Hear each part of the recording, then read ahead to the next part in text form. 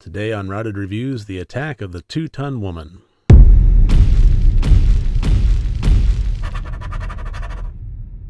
Hello and welcome to Routed Review of the Day, and today it is Shudder Saturday, and I am selecting the Shudder original 2017's Revenge. After having watched this movie, what I came away with more than anything else is I watched a film that had some technical choices to it that did not at all match the tone of the plot, and ultimately wound up leading to a messy, missed opportunity. But to get into more details on that, let's get into the categories. As always, 4 different categories, each one worth up to 25 points for a total possible score of 100 points. And the plot of this one, I gave a 13 out of 25. Now, I'm going to say straight out that I had some pretty major problems with this movie, and I'm going to end this review with not a whole lot of points attributed to it. But the plot was not the worst aspect of this. The plot of this one was actually pretty simplistic. There's just not a whole lot to say about it. This had the character of Richard and Jen going to a remote vacation house, and Richard is about to go on a hunting trip with his buddies, and he arrives a day early with his mistress, Jen, and they're engaged in frivolities, and then Richard's buddies show up a bit early, and no problem there. You know, they know how to be discreet. And while Richard goes out to deliver passports to the game master in preparation for their hunting excursion, one of them rapes Jen. And upon finding out about it, I'm going to be describing the plot a little bit more than I usually do. I'm going to try and avoid spoilers, but this is really impossible for me to get into what I really had trouble with about this movie without getting into it a little bit further than I ordinarily would. Still not going to spoil the ending of it. I'm going to try and keep this relatively spoiler-free. But regardless, Richard, upon finding out about this, he's upset and conferring with friends and so forth, and this is a mistress, not his wife, and she wants to complicate things, and she wants to report it. Ultimately, a murderous entanglement ensues.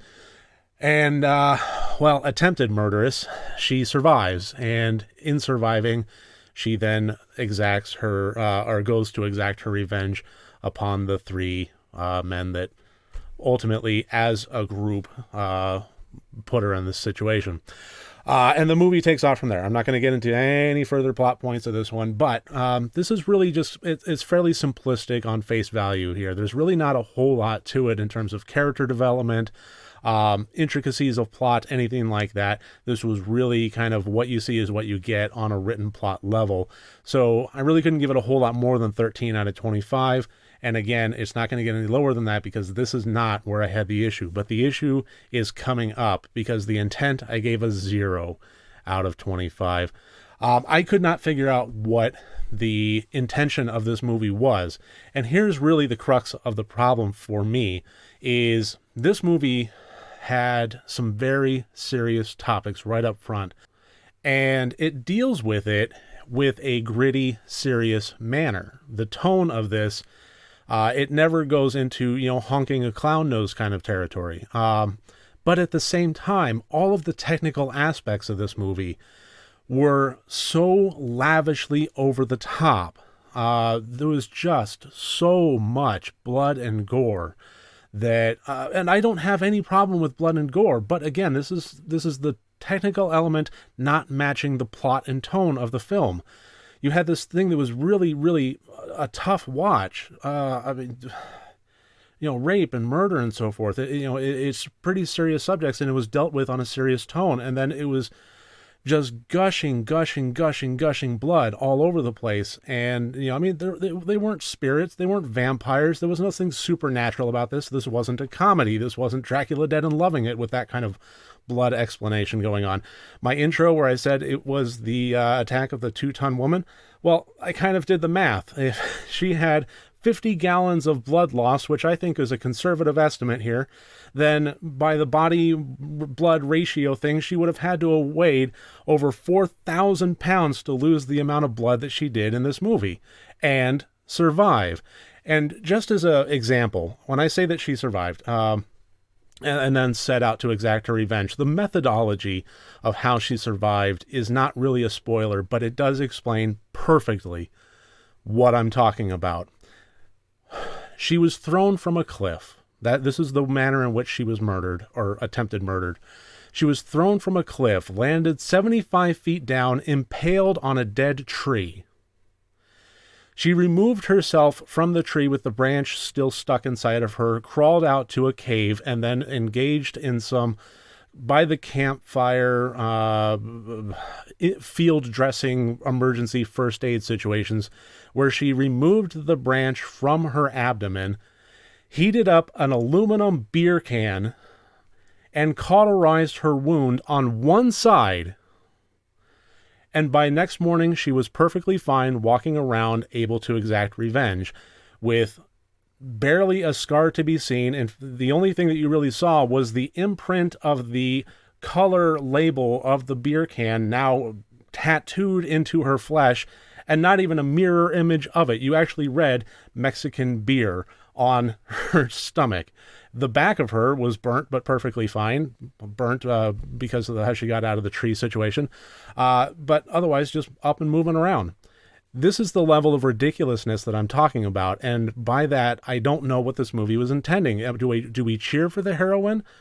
When the switch flipped from that serious tone to this kind of over-the-topness, it just kind of lost all the character properties. I mean, at that point, she becomes mute. There's really no dialogue from her after the point in which she is shoved off the cliff.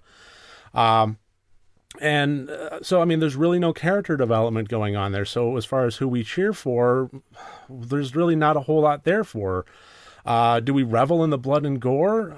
I have no problem reveling in blood and gore. I'm a horror fan. I have a channel in which I review horror movies, but do we really revel in that with the seriousness of the content and the, that preceded it? That seems just a bit off. So just all told, I really don't know what this movie was intending, and I just can't think that it was a success at it. I mean, you have the concept of characters going into beast mode, and I really like that. There's an aspect to that is just great. It's haunting and heartbreaking and thrilling at the same time, and several movies have done it very, very well. High Tension, The Descent, 28 Days Later, in which characters are brought beyond the breaking point and snap, and now they're in beast mode. They are in 5 minutes of frantic survivalist mode in which they are the ultimate badass. But it's also heartbreaking because you have seen them go through steadily, progressively, getting hammered and hammered and hammered until they reach that point. And it's heartbreaking because you know that when the red leaves their eyes, they are going to spend a month straight weeping and never be the same again. It doesn't come without a price. And in this case, it just felt cheap. So if that's what they were going for, I still say it wasn't very successful at it. So all told, I really couldn't give the intention any points. The acting, I gave 13 out of 25. I thought it was performed well, but it was just caricatures all around. Everybody in this movie was just kind of a one-note character. Jen, played by Matilda Anna Ingrid Lutz, was the most broad-range character within this, but even then she really only had 2 hollow characters: pre-murder attempt, post-murder attempt, and they were 2 very different people, and each one she played one note. The technical, I gave a 3 out of 25 for all of the issues that I mentioned before. Just glaring technical issues that were really, really difficult to overcome. The camera work I thought was pretty good. The music, not so much. They say in the trivia that they took inspiration from John Carpenter's thing. Honestly, the pulsing techno beats that just kind of permeated throughout a lot of scenes I found unnecessary and distracting, but ultimately that wasn't my biggest issue. My biggest issue was really with the blood and gore, and that's a really strange thing for me to hear myself saying, but there it is. And that gives us a total score of 29 out of 100 points. I like to revel in copious amounts of blood and gore just as much as the next horror fan.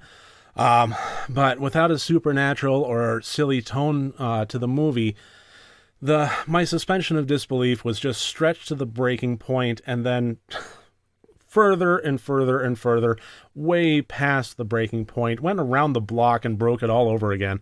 It was just way too much. I tend to believe, truly, having seen a lot of really, really disturbing movies, that there is nothing that I would consider to be inherently off limits within horror.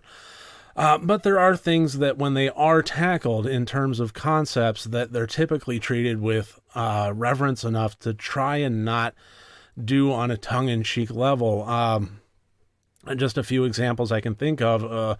Violence, murder, molestation of children, things like that. I've seen it in movies, but it's never done with a tongue-in-cheek, waka sense. It's too sensitive. It's too visceral. It's too much of the worst parts of humanity. And rape is another one that I've seen horror movies with it, and if they ever do try to go tongue-in-cheek, it just feels wrong. There's a big difference between broaching the worst sins of mankind for cinematic impact and making them the centerpiece of shallow revelry. So that should about do it. That's my review of 2017's Revenge. I really thank you for joining me here today. I look forward to seeing you tomorrow. And remember, next time you want to watch a horror movie, first make sure that it's good and rotted.